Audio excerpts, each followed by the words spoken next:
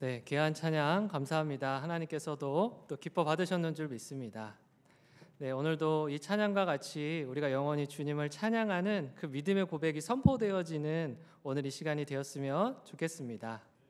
네, 오늘 룻기 말씀을 통해 당신의 옷자락으로 덮으소서라는 제목으로 여러분들 함께 말씀을 나누겠습니다. 먼저 옆에 있는 분들과 함께 인사하겠습니다. 사랑합니다. 축복합니다. 인사하겠습니다.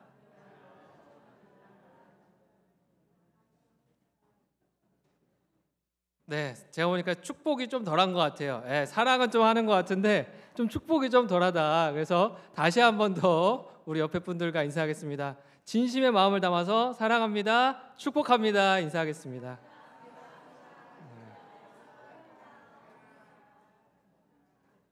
네, 역시 뭔가를 시켜야 더 이렇게 좀 더 적극적으로 표현을 하시는 것 같습니다. 네, 정말 진정한 사랑과 축복을 나눌 수 있는 저와 여러분들이 되기를 간절히 소망합니다. 오늘 이 시간도 하나님께서 말씀을 통해 그 축복의 은혜를 우리에게 흘려 보내주실 줄 믿습니다. 그 귀한 시간 되길 소망합니다. 네, 여러분 인생에 있어서 가장 설레는 일은 무엇일까요? 네, 많은 일이 있겠지만 그 중에 으뜸은 사람들이 뭐라고 얘기하냐면 남 얘기하는 거다 이렇게 얘기합니다. 내 얘기 말고요, 남 얘기. 내 얘기에 뭐 관심 너무 많이 가지면 좀 이렇게 좀 부담스럽고 그런데 남 얘기할 때는 그렇게 기분이 왜 이렇게 좋은지 모르겠습니다. 그래서 남 얘기 중에서도요, 근데 사람들이 가장 많은 관심을 가지는 최고봉의 이야기가 있는데 뭘까요? 네, 사랑 이야기입니다. 사랑 이야기. 그래서 야, 누가 누구랑 사귄다더라, 누가 누군가 만나다가 헤어졌다더라, 이런 얘기를 누군가가 시작하잖아요. 그러면 그 주변으로 사람들이 몰려들기 시작합니다. 뭐 내 얘기도 아닌데 막 빨려 들어가듯이 가가지고요, 옆에서 이야기를 듣고 있는 거예요. 그러면서 야, 정말 그랬대? 걔 왜 그런다냐? 막 이런 얘기도 하면서 막 맞장구도 치면서 귀를 기울이고 이렇게 그 말을 듣고 함께 나눈다라는 겁니다. 실제로 우리들은요, 누군가의 그 연애사에 있어서 관심이 참 많습니다. 어떻게 만났는지, 또 지금은 잘 만나고 있는지, 헤어는 졌는지, 결혼은 할 건지, 뭐 이러한 사랑 이야기에 대해서 늘 관심을 두고 있다라고 하는 겁니다. 여러분, 만약에 제가 누군가를 만난다더라 이러면 어떨 것 같으세요? 우와. 네, 아마 오늘 예배 끝나고 저 뒤에서 제가 이제 인사할 때 막 저 손을 붙잡고 아마 누구를 만나냐, 몇 살이냐, 뭐 어디 사냐, 막 이런 얘기를 저에게 얼마나 많이 물어보실지 벌써부터 걱정이 됩니다. 네, 그래서 요거는 죄송하지만 그러나 실현은 아직 될 수 없는 일이라서 다음번으로 미뤄보도록 하겠습니다. 하지만 여러분, 상상만 해도 재밌지 않습니까? 행복해지지 않습니까? 김영우 목사님 누구 만난대, 우리의 기도 제목이었는데 만난대, 드디어 됐대, 이런 것들 하면 기분이 좋아진다라는 거죠. 저뿐만이 아니라 다른 사람의 이야기여도 우리가 뭔가 연애하는 이야기, 사랑의 이야기, 그것이 결실 맺어져서 결혼하게 되는 이야기를 듣게 되면 마음이 따뜻해지고 행복해지는 그러한 감정들을 우리가 느끼더라라는 겁니다. 그래서 여러분, 요즘 같은 시대에는요, 많은 오랜 기간 연애하고도요, 막 8년, 10년 연애하고도 결혼을 못해서 힘들어하는, 결혼이 깨어지는 그런 경우도 많이 있다라고 합니다. 그래서 그 프로포즈하는 과정까지 가는 것도 정말 쉽지 않다라고 이야기를 하더라고요. 그리고 또 실제로 프로포즈를 준비하는 그런 모습들을 보았는데요, 그 마지막 관문 아닙니까? 이것을 성공하면 이제 내가 너와 영원히 하나님이 짝지어 주신 그 관계 가운데에 함께한다, 이러한 마지막 관문 앞에 또 있는 것이 프로포즈의 순간 아니겠습니까? 그래서 요즘은 이 프로포즈를 고민하느라 머리가 참 많이 빠지는 분들도 있다라고 합니다. 제가 풀네임을 이야기할 수는 없지만 이씨의 성을 가진 어떠한 열라면을 좋아하는 그런 목사님이 있습니다. 네, 이모 승열 씨 목사님이 그래서 빠졌다는 소문이 있습니다. 네, 뭐 명확하진 않지만 아무튼 그런 우스갯소리로 그러한 이야기들을 했었는데요. 아무튼 이처럼 프로포즈의 그 순간을 준비하고 정성스럽게 준비해서 고백한다라는 겁니다. 여러분들도 그런 순간이 있지 않습니까? 그렇게 아름다운 사랑의 고백으로 프로포즈를 받았던 순간이 있지 않습니까? 없으세요?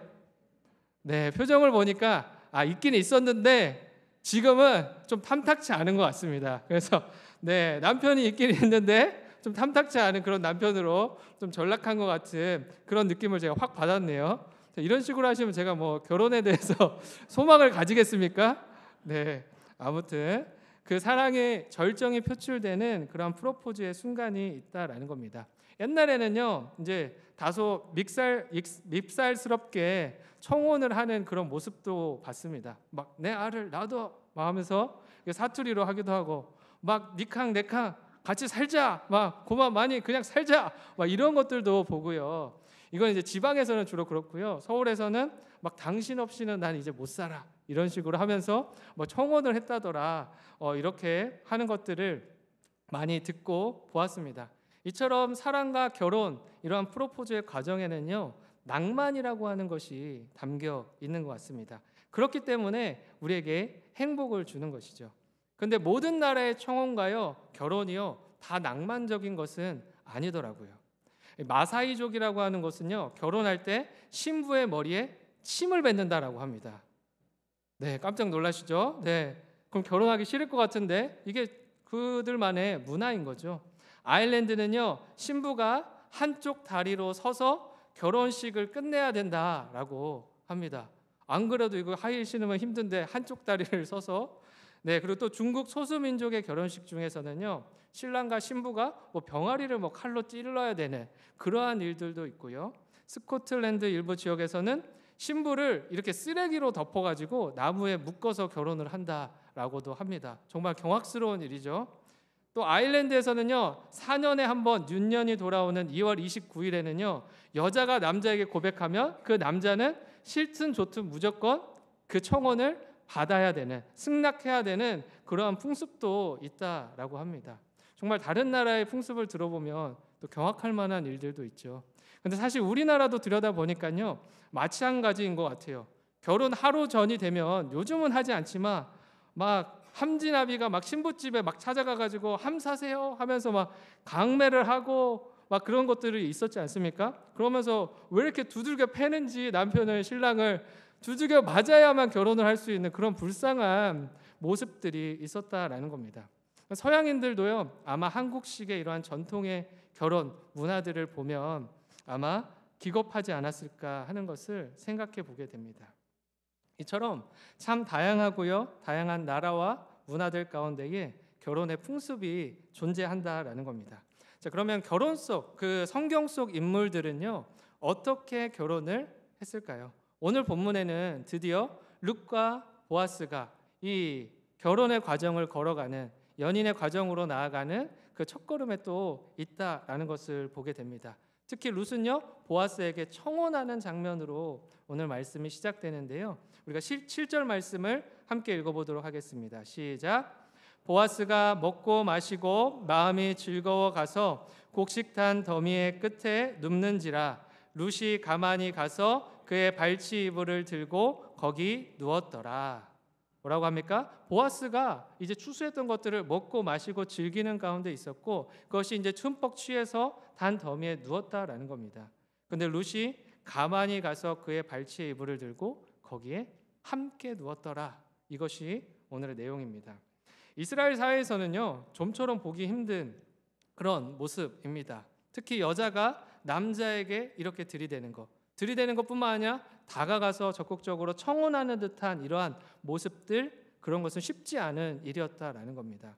왜냐하면 여자가 남성에게 말을 걸거나 함께 식사를 하는 것조차 쉽지 않은 시대였기 때문에 이러한 과감한 일을 행했다라는 것은요, 상상할 수 없는 일이었다라는 겁니다. 그것도 야심한 밤에, 한밤중에 보아스가 그녀의 곁으로, 보아스가 있는 그 자리로 룻이 나아갔다라는 겁니다. 그러면서 오늘의 본문에 대한 내용이 이어지고 있는 겁니다. 사실 룻은요, 보아스에게 있어서 청혼할 만한 그런 신부감의 대상은 아니었습니다. 그 신부감에 많은 후보들이 있었지 않겠습니까? 그런 그 중에서도 단 한 번도 생각해 보지 않았던 인물일 것입니다. 왜냐하면 환경적인 여건을 보니까요, 고대 근동에서 타작마당은 이제 술과 춤이 가득한, 뭔가 문란함이 가득한 그런 그것에 달하는 시간과 장소로 잘 알려져 있는데요. 게다가 룩스기는요, 가장 음란한 시대였던 사사 시대를 배경으로 하고 있었습니다. 또 이 가운데에 모압 여인이었던, 이방 여인이었던 룻은요, 모압은요 저주받은 땅이었습니다. 음란함이 말할 수 없었고요. 그렇게 저주받은 땅처럼 여겨지는 그러한 곳에서 태어난 낮은 지위와 낮은 신분과 그러한 것들을 가지고 태어난 사람이었다라는 겁니다. 그러다 보니까 자연스럽게 낮은 자존감을 가질 수밖에 없는 거예요. 보아스 앞에 서면요, 자연스럽게 낮아질 수밖에 없는, 내 자신이 초라해질 수밖에 없는 그런 상황 가운데서도 룻이 청혼을 했더라라는 겁니다. 그런 여자가, 보잘것없는 이러한 여자가 이스라엘 중에 이스라엘인이요 출중하고 가장 유력했던 사람이었던 보아스에게 결혼하고자 하자고 말하는 그러한 일들을 과감히 하고 있다라는 겁니다. 그런데도 룻은 잠을 청하는 보아스의 발치를 향해 나아갑니다. 이런 낮은 신분과 낮은 자존감과 무너져 있는 그런 마음들이 있지만 그럼에도 불구하고 그의 발치를 향해서 나아가고 있다라는 겁니다. 그리고 보아스는 이 모습을 보고요, 깜짝 놀라서 이렇게 묻습니다. 9절 말씀입니다. 함께 읽겠습니다.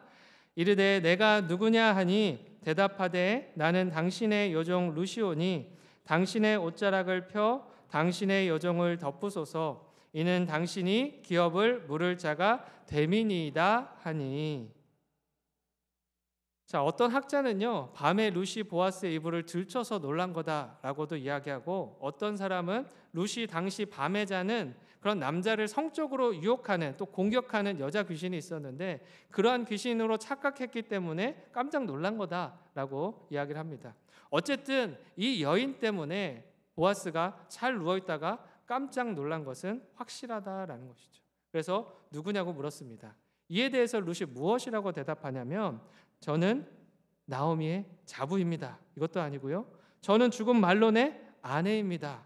이렇게 얘기한 것도 아니고요. 모압 여자 룻입니다. 라고도 대답하지 않습니다. 저는 당신의 여종입니다. 라고 이야기하고 있다라는 겁니다.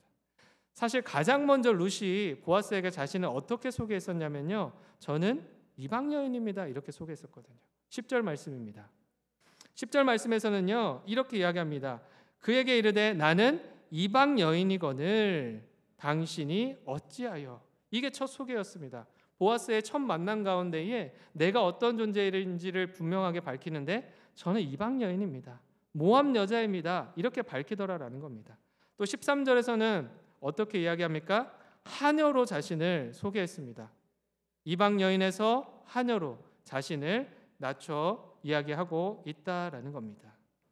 그리고 오늘 본문에 와서는요, 이제 뭐라고 얘기합니까? 당신의 여종입니다. 여종은요, 하녀보다는 신분이 높은 사람입니다. 우리가 생각할 때 완전 아래에 있는 사람이라고 생각되지만 그렇지 않고요, 이제 곧 아내가 될 사람이 자신을 칭할 때 이러한 표현을 사용한다라는 겁니다. 그러니까 룻은요, 자신이 지금 보아스에게 있어서 아내가 될 사람이다라고 이렇게 이야기를 하고 있다라는 겁니다. 룻은요, 자신의 그 여건을 들여다보면 보아스에게 전혀 합당하지 못한, 합당하다고 말할 수 있는 것이 아무것도 없는 그러한 여인에 불과한다는 것을 알면서도 자신의 낮은 신분과 자존감을 달래가며 용기를 내어 그에게 당신의 신부가 되길 원합니다. 내가 당신의 아내가 되길 원합니다. 이러한 청혼의 고백을 하고 있다라는 것이죠. 여기서 당신의 여종이니 당신이 나를 그 옷자락으로 덮어주소서, 이런 얘기를 하거든요. 옷자락은요, 되게 성경에서 청혼할 때 등장하는 그런 의미로 사용되어지는 것들입니다. 또 이것은요, 날개라고 하는 의미가 있는데요, 룻은 보아스에게 지금 당신이 나의 날개가 되어서 나를 덮어주세요. 나의 인생을 덮어주세요.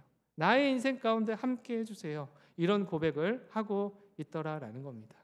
이방에서 온 과부의 여인, 이 어린 여인이 어디서 이런 용기가 나서 그러한 신분과 상황과 환경과 많은 것들이 이렇게 말할 수 없는 그러한 상황 가운데 있었는데 무엇이 그녀를 이러한 고백을 할 수 있는 존재로 만들었냐 하는 것입니다. 9절 하반절에 보면 그 용기의 근원에 대한 답을 발견하게 됩니다. 우리 9절 말씀 한 번 더 읽어보겠습니다. 시작. 이르되 내가 누구냐 하니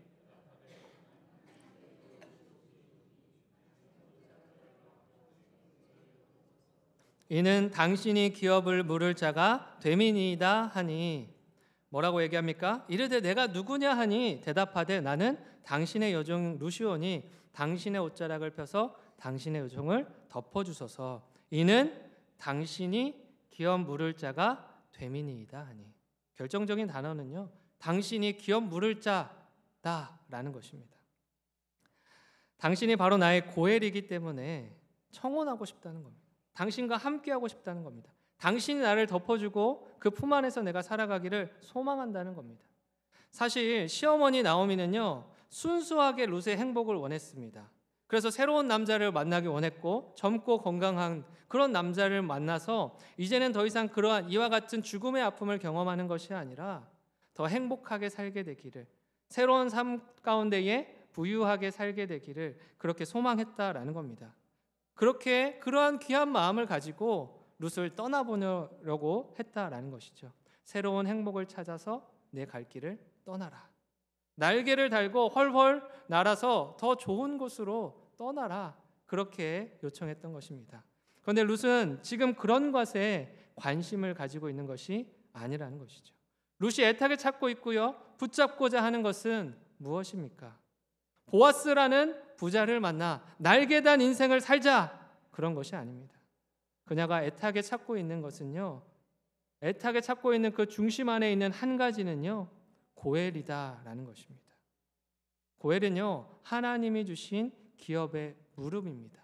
그것을 위해서 행복을 그것의 목적에 두지 않고 인간적인 선택에 만족의 목적을 두지 않고 하나님을 위한 선택을 하고 있고, 하나님의 대가 끊이지 않도록 이 가정 가운데에 하나님께서 이루신 그 하나님의 가문이 끊기지 않도록 그것을 이어가기 위해서 고엘을 붙잡고 있다라는 겁니다. 다른 것 때문이 아니었습니다.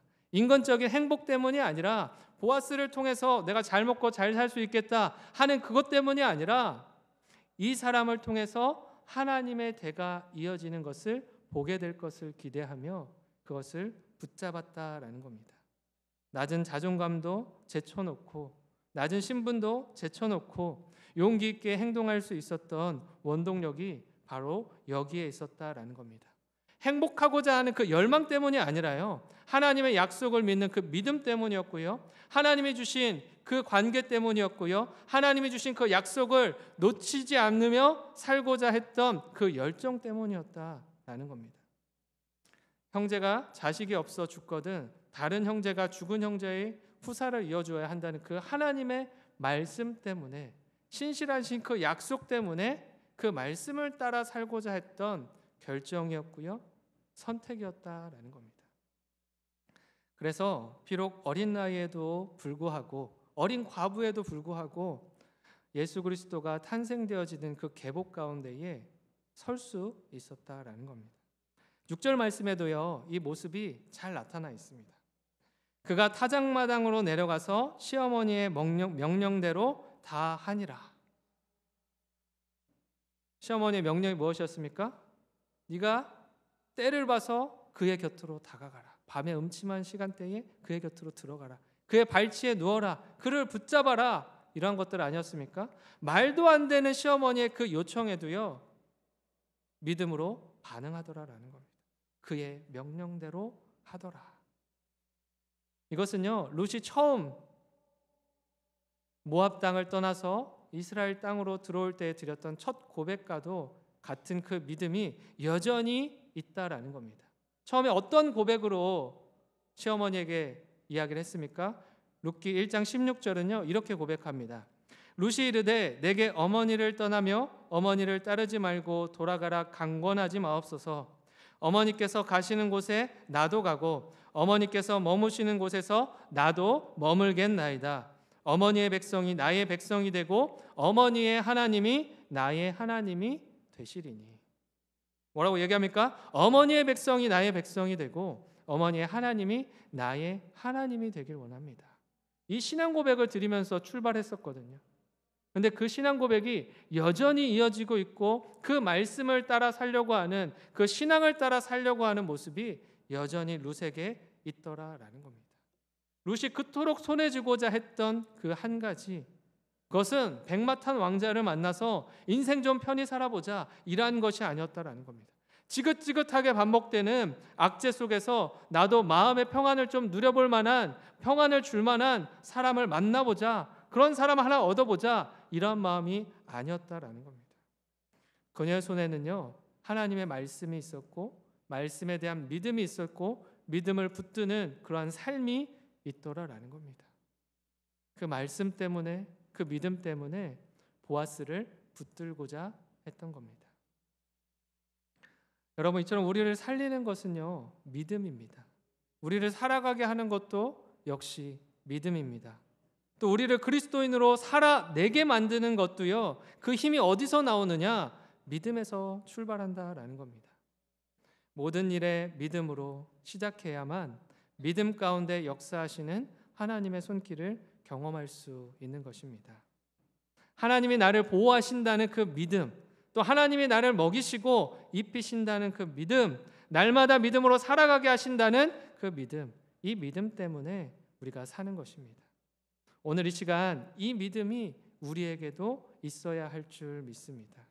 룻은요, 이 믿음을 가지고 이 믿음을 통해서 보아스를 향해 나아갔고요, 보아스를 향해 담대하게 고백하고 붙잡게 만들었습니다.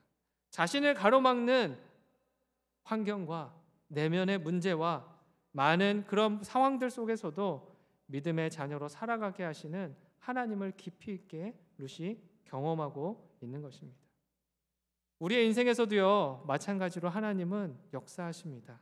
뛰어넘을 수 없는 환경의 문제, 그것 때문에 힘들어하고 있는 우리를 찾아오시고요, 나를 끊임없이 괴롭히는, 변하지 않는 그런 모습들을 통해 나의 내면의 그 변하지 않는 그 모습들, 또 내면의 아픔들, 그렇게 문제가 많은 우리를 찾아오셔서 위로하시고 하나님의 손길을 통해 또다시 하나님의 길을 걷게 하신다라는 겁니다. 이처럼 날마다 우리를 믿음의 길로 인도하시는 하나님께 한 걸음도 한 걸음도 나아갈 수 있기를 소망합니다.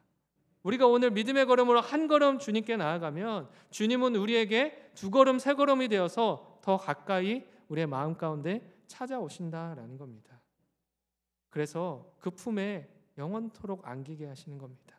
그리고 그 품에 안겨서 그 위로를 받고 주시는 힘과 능력을 얻어서 믿음의 자녀로 살아가게 하신다라는 것이죠. 오늘도 그 귀한 은혜가 있기를 소망합니다. 그러니 여러분, 하나님을 향해 믿음의 발걸음을 내디디시기 바랍니다.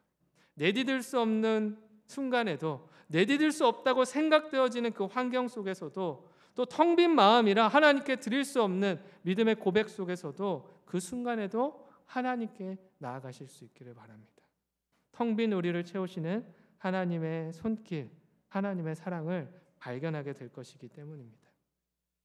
오늘 말씀을 이어서 보니까요, 텅 비었던 룻의 인생이요, 이제 보아스를 통해서 어떤 은혜를 누리게 하시는지를 보게 됩니다. 3장 10절 말씀입니다. 함께 읽겠습니다. 시작. 그가 이르되 내 딸아 여호와께서 내게 복 주시기를 원하노라. 내가 가난하건 부하건 젊은 자를 따르지 아니하였으니 내가 베푼 인애가 처음보다 나중이 더하도다. 아멘. 어떻게 하고 있습니까? 보아스를 통해 누리는 은혜가 무엇입니까? 룻이 보인 마음과 수고를요, 누가 알아주고 있습니까? 보아스가 알아주고 있는 겁니다. 그녀가 보인, 지금까지 보여왔던 헤세드, 그것들이요 결코 헛되지 않았다는 것을요 이야기해 주는 겁니다. 사람이 아무리 열심히 수고해도 그 마음을 알아주는 이가 없으면 우리의 마음이 힘듭니다. 열심히 봉사했는데, 열심히 찬양했는데, 열심히 청소했는데, 열심히 섬기고 예배했는데 알아주는 사람이 하나도 없더라. 물론 사람 보고 하는 일은 아닙니다. 하나님이 다 아시죠. 하지만 그 일을 알아주는 이가 있다면 마음의 위로가 될 때가 있습니다. 그런데 그 일을 아무도 알아주는 이가 없었는데 누가 알아주고 있습니까? 보아스의 입술을 통해서 진실한 그 마음을 느끼게 하신다라는 겁니다. 그리고 룻의 마음이요 위로받게 하신다라는 겁니다. 내가 너가 보였던 모든 사랑의 수고를 다 알고 있다. 다 알고 있다. 다 보고 있다. 다 듣고 있다. 그렇게 이야기를 하는 겁니다. 룻은요 사실 밭에서 일하는 동안 많은 젊은 청년들에게 청혼을 받았을지도 모릅니다. 내용을 잘 읽어보면요 네가 젊은 그런 사람들과 결혼하지 아니하고 부한 사람들을 찾지 아니하고 네 어머니 곁을 지켰더라 이런 얘기를 합니다. 그러니까 그러한 일들이 없지는 않았을 것 같습니다. 그런데 그러한 수많은 기회와 요구에 응하지 않고 오로지 무엇에 관심을 가지고 있었습니까? 기업 무르는 일에 가장 큰 관심을 가지고 그것을 선택했다라는 겁니다. 그것을 향해 기업 물을 것에 대한 사랑의 수고와 헌신의 마음을 가지고 나아갔다라는 겁니다. 그래서 보아스가 내가 처음 보인 너의 헤세드보다 그 사랑봉의 수고보다 마지막에 수고가 더 크다는 것을 안다 이야기하는 겁니다. 지금까지 보였던 이 전까지 남편과 또 시어머니에게 보였던 그 헤세드뿐만 아니라 앞으로 지금 보여주고 있는 그런 너의 사랑과 인애들의 그 마음이 하나님이 아신다. 또 내가 안다라는 겁니다. 죽은 자들의 기업을 무르고자 하는 그 마음, 하나님의 것을 귀하게 여기는 그 마음, 그것을 안다라는 겁니다. 하나님이 세우신 하나님의 사람들의 믿음의 대가 끊이지 않기를 바라며 하나님의 말씀을 따르고 섬기고 있는 너의 삶을 내가 안다. 룻에게 있어서 진정한 행복은 상황과 환경에 있지 않았습니다. 잘 먹고 잘 사는 인간적인 것에 있지 않았습니다. 그녀의 행복은요 어디서 발견되어졌냐? 하나님 안에서 발견되어지더라는 겁니다. 하나님 말씀 위에 있을 때 발견되어지더라라는 겁니다. 또 하나님 말씀을 따라 걸을 때 찾아오는 위로와 행복이 더 크더라라는 겁니다. 이것을 기뻐하고 즐거워했다라는 것이죠. 이것이 룻이 걷고자 했던 인생의 방향이었고요. 인생의 목표였습니다. 오로지 한 길을 위해 하나님을 향해 쉼없이 달려가고 있는 것입니다. 오늘 이 시간 우리들에게 있어서 우리들의 인생의 방향과 목적은 무엇입니까? 우리의 인생은 어디를 향해 있고 우리의 목적은 어디를 도달해야만 잘 살았다, 성공했다 말할 수 있는 그런 것에 목적을 두고 있느냐라는 겁니다. 우리가 걸어가는 인생의 방향과 목표를 들여다보면요, 우리 마음 안에 무엇이 담겨 있는지를 알 수 있습니다. 내 안에 담겨 있고 쫓는 바로 그것이 내 마음을 부여잡고 있는 가장 소중한 것이기 때문입니다. 룻에게 있어서는요, 그것이 하나님이었고 하나님의 말씀이었고 하나님의 대가 이어지는 그 일이었다라는 것이죠. 오늘 이 시간 우리들을 통해서도요, 마찬가지로 룻과 같은 그런 귀한 은혜가 흘러나올 수 있었으면 좋겠습니다. 우리를 통해 하나님의 말씀이 드러나게 되기를, 우리를 통해 하나님을 향한 믿음이 선포될 수 있기를, 우리를 통해 하나님이 보이신 그 사랑과 헤세드의 은혜가 주변을 밝힐 수 있게 되기를, 그것들을 소망하며 나아가실 수 있었으면 좋겠습니다. 그래서 룻이 이와 같은 마음을 가지고 살아갈 때 하나님은 이와 같은 평가를 내리게 하십니다. 3장 11절입니다. 그리고 이제 내 딸아 두려워하지 말라. 내가 내 말대로 내게 다 행하리라. 내가 현숙한 여자인 줄을 나의 성읍 백성이 다 아느니라. 보아스는 룻에게 가장 먼저 두려워하지 말라고 합니다. 왜냐하면 룻에게는요, 사실 이렇게 담대하게 행동했지만 그 안에 두려움이 있었거든요. 어떤 두려움이냐? 이 일이 혹여나 잘못된다면 그냥 돈 많은 남자를, 좀 유력한 남자를 어떻게 꼬셔가지고 인생 편하게 살아보려고 하다 실패했던 여자, 그런 여자로 낙인 찍힐 것에 대한 남모를 두려움이 있었다라는 겁니다. 모압이라고 하는 그 음란한 민족에서 태어나고 자란 사람이 역시 저렇구나, 역시 그런 여인이구나 하는 그러한 오해를 살 수도 있는, 그렇게 평생을 살아가야 하는, 갈 수도 있는 그런 두려움이 그녀 안에 있었다라는 겁니다. 그런데 보아스를 통해서요, 위로받게 하십니다. 그녀의 두려움을 정확하게 알고 그녀의 존재에 대해서 이렇게 평가합니다. 내가 현숙한 여자라는 사실을 나도 알고 우리 성읍에 있는 모든 사람이 안다. 현숙한 여인은요, 출중한 여인입니다. 보아스를 소개할 때 유력한 자로 소개했었는데 이 역시 출중하다라는 의미가 있거든요. 출중한 남자와 출중한 여자가 만나게 되었다라는 겁니다. 그러니까 보아스는요, 전혀 보아스의 짝으로 보이지 않았던, 합당해 보이지 않았던 그녀의 인생을요, 자신과 함께할 만한 조건을 갖춘 그러한 여인으로, 출중한 여인으로 보고 있다라는 겁니다. 이것은요, 보아스가 그렇게 보았기 때문이 아니라 하나님이 그러한 마음을 주셨기 때문에 그렇게 대하고 그렇게 대우하며 함께하고자 하는 마음을 갖게 하셨다라는 겁니다. 이처럼 하나님의 말씀을 따라 신실하게 믿음을 가지고 걷는 이에게 하나님께서는요, 선하고 아름다우신 그 은혜들을 베풀어 주신 것입니다. 이 귀하고 놀라운 은혜를 어떻게 누릴 수 있었겠습니까? 하나님 때문에 누리는 것입니다. 하나님의 말씀을 붙들고 따라가는 이에게 하나님께서 주시는 은혜인 것입니다. 그런데 룻이 전한 이 프로포즈 가운데에 한 가지 특별한 것이 하나 더 있습니다. 그것은 무엇이냐면 이 프로포즈 안에는요, 자기 희생이 온전히 담겨 있다라는 겁니다. 대부분요, 프로포즈 할 때는요, 많은 사람들이 희생을 고백합니다. 내가 앞으로 너에게 희생할게, 헌신할게, 이러한 이야기들을 하지만 변화될 때가 참 많이 있습니다. 또 자기의 욕심이 어떠한 것인지를 이야기할 때가 있습니다. 그러나 룻은요, 온전히 자기 희생 속에서 시작된, 이 자기 희생의 선포에서 시작된 프로포즈였다라는 겁니다.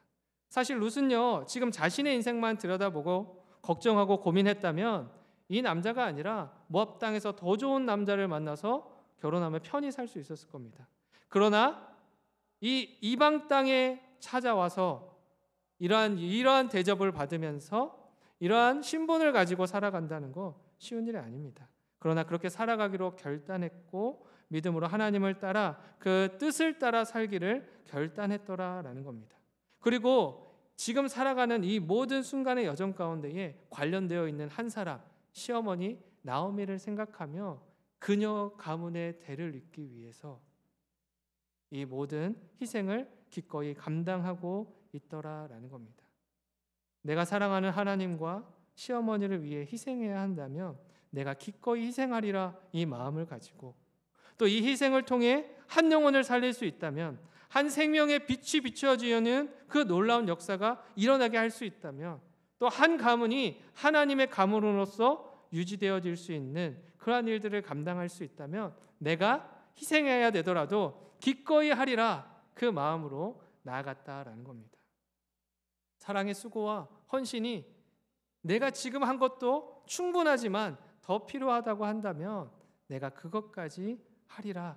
내 이름도 내놓으리라. 내 자존심도 내놓으리라. 내 모든 것을 내어놓으리라. 그렇게 결단하며 나아갔다라는 겁니다. 이처럼 사랑의 수고에는요, 결단이 필요하고 희생이 필요합니다. 사람을 살리는 일에는요, 반드시 죽음이 동반되어야만 하는 것입니다. 사람을 살리겠다라고 말하면서도 죽음을 각오하지 않는 사람들이 있습니다. 희생을 싫어하는 사람들이 있습니다. 사람을 살리고는 싶은데 손해보고는 그러한 일들은 싫어하는 사람들이 있다라는 겁니다.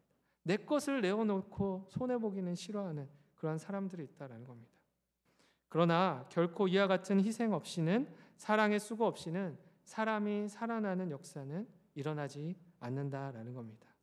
그래서 요한복음 12장 24절에서는요, 예수님이 이렇게 말씀하십니다. 함께 읽겠습니다. 시작. 내가 진실로 진실로 너희에게 이르노니 한 알의 밀이 땅에 떨어져 죽지 아니하면 한 알 그대로 있고 죽으면 많은 열매를 맺느니라. 아멘. 오늘날의 시대는요, 한 줄로 평가하면 자기 희생은 없고 자기 연민은 많은 시대다, 이렇게 이야기할 수 있습니다. 다 내가 피해자다라고 이야기합니다.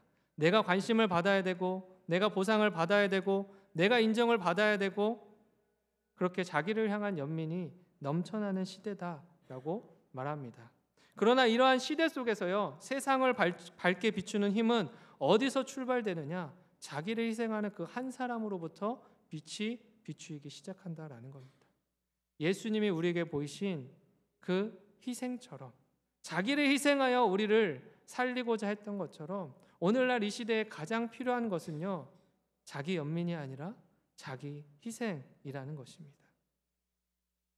예수님의 그 자기 희생을 통해 우리가 새로운 생명을 얻고 새로운 생명의 빛 가운데 거하게 된 것처럼, 한 알의 밀이 되어 우리를 살리신 것처럼 우리의 삶 가운데도 이 놀라운 역사가 이루어질 수 있기를 간절히 소망합니다. 그러기 위해서는 오늘 자기 희생을 결단하셔야 됩니다. 자기 죽음을 결단하셔야 된다라는 겁니다. 성도님부터가 아니라 저부터 결단해야 하고, 우리가 매일같이 그렇게 하나님 앞에 자기 희생함을 통해 예수님을 따라 걷는 믿음의 발걸음이 있어야 될 줄 믿습니다. 오늘도 그 희생을 통해 한 영혼을 살리고 한 생명을 살리며 그렇게 하나님의 뜻을 이루어가는 모든 영신의 성도님들이 되기를 간절히 소망합니다. 기도하겠습니다.